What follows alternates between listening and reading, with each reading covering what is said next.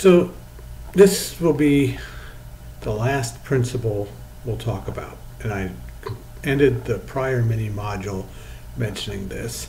But as I mentioned, we're going to unpack each of these elements to specifically talk about what I mean when I say that we need to make sure every employee is responsible for protecting computer systems and networks. Starting with hiring, every employee is responsible. Now, when we hire individuals, we certainly could include screening questions. Business leaders would be encouraged, they do ask screening questions. Some businesses will check the applicant's social media. In fact, it's been reported that at least 70% of employers check social media and before they make an offer to someone. That's part of the reason we encourage you to develop your e-portfolio and develop your digital identity, because your future employers are going to check your digital identity. And this digital identity can be an indication of whether people use safe computer practices. If a potential employee has all sorts of weird stuff online about them, it sort of suggests that they don't use safe digital media principles. And so certainly this would be an appropriate thing for businesses to look into to make a determination about whether that employee would be a safe employee in the future in terms of cybersecurity. Reference checks are also certainly needed, and in that initial training, as we've said time and time again, needs to remind employees about password protection, about what the company policy is, and also about protecting their smartphones so that they don't bring cybersecurity incidents and issues in from their smartphone to their computer system in the workplace. Policies. Every employee is responsible, and we need to have these relevant policies. Policies, just because we have them, it doesn't mean the workers will follow them. But we need these policies so that workers will know what they're supposed to do, and it will help the workers do what's appropriate. In fact, experts have pointed out that policies are the foundation of a company's cybersecurity strategy. And these policies are seen as ways for small businesses to recruit customers. And in fact, if these smaller businesses can demonstrate that they are safe and that they are secure and that they will protect information and data of their clients and customers, they may get more clients and customers because of that. Cobb has written about this extensively, and Cobb has said that policies, cybersecurity policies, there's a few things that have to happen with these policies in order for them to be effective. They need to be written, they need to be clear, they need to be communicated, they need to be audited, and they need to be enforced. Written, so people will be able to read them. Clear, so employees will be able to understand them. Communicated, so employees actually know that they exist. Audited, so they're reviewed and changed periodically. And enforced, so when someone breaks the rules, something needs to happen when someone breaks the rules so that they know not to do it in the future.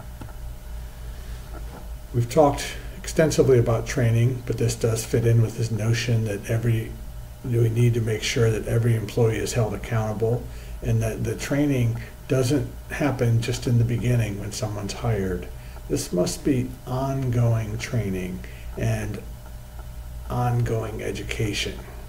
It's been suggested by Penkala that there are certain tips that could help to improve training, and that in fact that tip in and of itself would be to give employees cybersecurity training tips, to tell them here's some tips for being safe, to recognize that privacy begins with employees, that employees are the very first line of defense. It's not technology, it's people. People are the ones that stop cybersecurity incidents from occurring. Penkala also stresses that we should make sure that employees know the connection between human error and cybersecurity. Because until it occurs, employees may not have given any thought to the fact that a simple error could lead to catastrophic consequences for an organization. It's also suggested that training be made relevant to the employees so that it's a personal sort of training, and it could be designed in a way so the employees seeing it through their own lens. Frequent trainings and short trainings that build upon knowledge and help employees to keep these topics top of mind are recommended. Active learning strategies are recommended by Penkala. Reevaluating that training on an ongoing basis, so it's not just assumed that the training is working, is also recommended. And Penkala also says it shouldn't be optional. If you want on the computer system in a business, the business should make you, or if you're the leader of the business, you should make your employees participate in training in order to certify that they are going to use the computer system and the technology and the hardware and software in ways that are safe so that silly errors don't cause tremendous damage to the business. Now, some businesses do mandate training, and I've alluded to this before as well. Mandated doesn't mean good.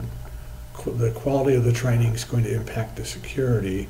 A study by Show found that 1/5 of healthcare employees were willing to sell confidential information to unauthorized buyers, even though they'd been trained not to do it. So that training didn't stop them from being willing to sell confidential information to unauthorized buyers. I've alluded to this quote from Gilbert previously. It's worth coming back to. If you hold a gun to a man's head and he can do what you ask, then he doesn't need training. Or as I paraphrased it before, if you hold a gun to their head and they can do it, you don't have a training problem, you have a motivation problem. So we need to figure out ways that with the training and the rewards and the sanctions and the hiring and all those things together, how we make employees responsible for cybersecurity. Rewards and sanctions is what Cobb advises. And the example Cobb gives, we might write a policy. The policy says you have to have strong passwords. Tell all the employees you have to have strong passwords. Reward those that follow it. Punish those that don't. The result, Cobb says, is much better password protection than if you don't do those steps. So outlining these rewards, outlining these sanctions, so that from the policy, employees see that connection between what happens if they follow the policy versus what happens when they don't. Culture is also significant when we think about every employee being responsible for cybersecurity. It starts at the top. Executives must create a culture that embraces cybersecurity. Drucker has said that the culture eats strategy for breakfast. It's a well-known quote. Doesn't matter what strategy you implement, if you have strategies that don't support a culture of cybersecurity, you end up with problems. Culture is the values and beliefs that are important to an organization. Cybersecurity culture are values and beliefs that emphasize the importance of cybersecurity. And this would include executives and business leaders and managers talking about cybersecurity. It would be executives committing resources to cybersecurity, and it would include ongoing public awareness campaigns about cybersecurity. And the more that leaders do these things, the more they have a culture that can eat the strategy for breakfast. Speaking of everyone being responsible, let's come back and summarize the principles we've talked about when we've talked about leadership in cybersecurity. We talked about communication. We talked about opportunities for new businesses. We talked about leading by example. We talked about law, and if you fight the law, you will lose. We talked about awareness about risk. We talked about balancing safety and profit. We talked about open door policies on the network being bad. We said we should reward cybersecurity practices, strong cybersecurity practices. We said leaders should ask their chief information security officer certain questions. We said leaders should test your system to see if you can trust it. We said leaders should identify barriers to cybersecurity, and leaders should overcome the barriers to cybersecurity. And we also said that we need to make sure everyone is accountable in the effort to develop safe cybersecurity systems and strategies and technologies in our workplace environment. All of this comes together. If you look there and see the red letters, collaboration. Collaboration is key to effective cybersecurity in a business.